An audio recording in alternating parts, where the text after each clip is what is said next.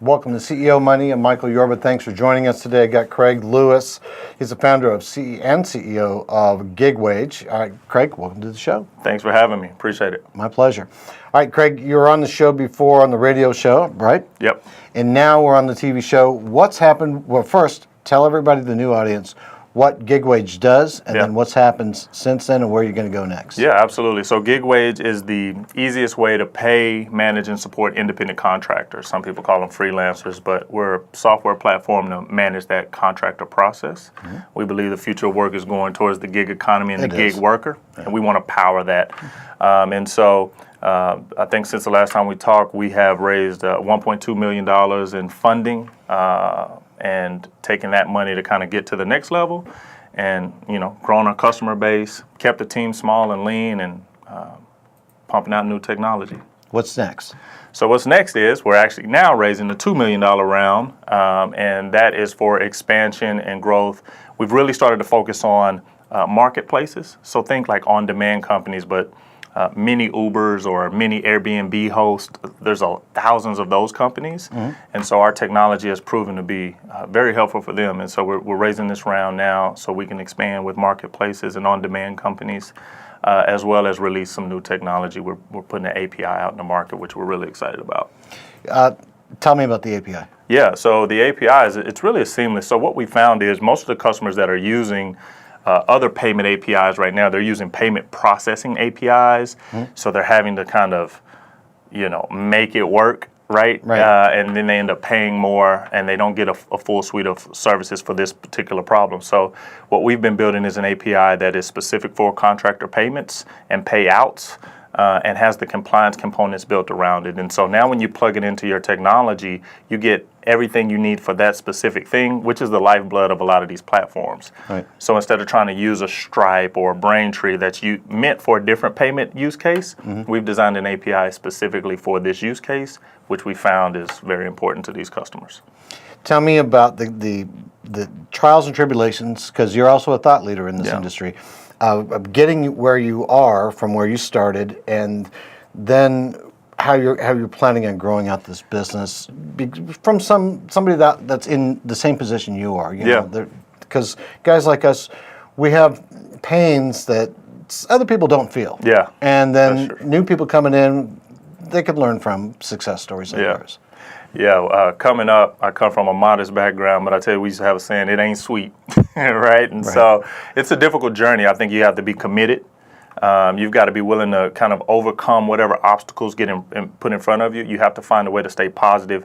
You need a good ecosystem of support, family, friends, whoever that may be around you, because it's tough. You're going to run out of money. You're going to hire the wrong CTO. You're going to have disgruntled investors. There's just all kind of technical challenges, and so you've got to be willing to overcome those things.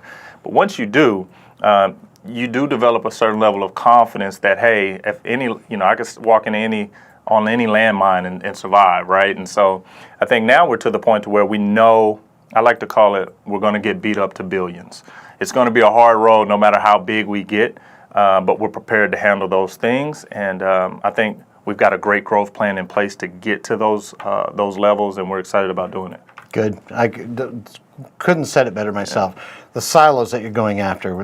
Talk to us about the industry sectors that are the quicker adopters, because the audience is looking to invest in those companies that adopt technology and stay with the trend. Absolutely. And then those mountains you're going to accomplish next. Yeah, so we're focused right now on online marketplaces, right? And so think about food delivery companies. So you push a button and somebody brings the food to your house. Those drivers are independent contractors.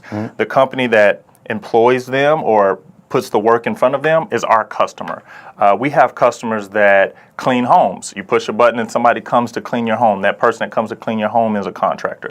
These are marketplaces where you need something and somebody does it for you. Those are our customers. Transportation has a lot of that going on right now. So we've got a new customer we just brought on. They do pickup and delivery for industrial parts like HVAC units and stuff like that. And so a driver will come and they have the whole infrastructure and insurance set up to where they can remove some heavy equipment and take it to the next place. And so anywhere where there's a two-sided marketplace and someone's doing that service work, those are great customers for us. And what we found is There's some new conferences that have kind of spun up that we've aligned ourselves with. MarketplaceRisk.com is one of them. The co-working spaces, we're finding a lot of work kind of going through the CoWorkspaces. And so we think there's some great distribution out there, and we've got a chance to do some really special stuff and get big fast. Right. Now, we're both members of WeWork. You mentioned that exactly, earlier. yeah. And, I'd like to see you be able to move up that ladder with those guys, too, and I would, too, because they're a great organization. I came out of the Tower of London when I was in London and turned around and, boom, they were in the window. Yeah. So they're everywhere. WeWork is phenomenal. We just moved in a few weeks ago.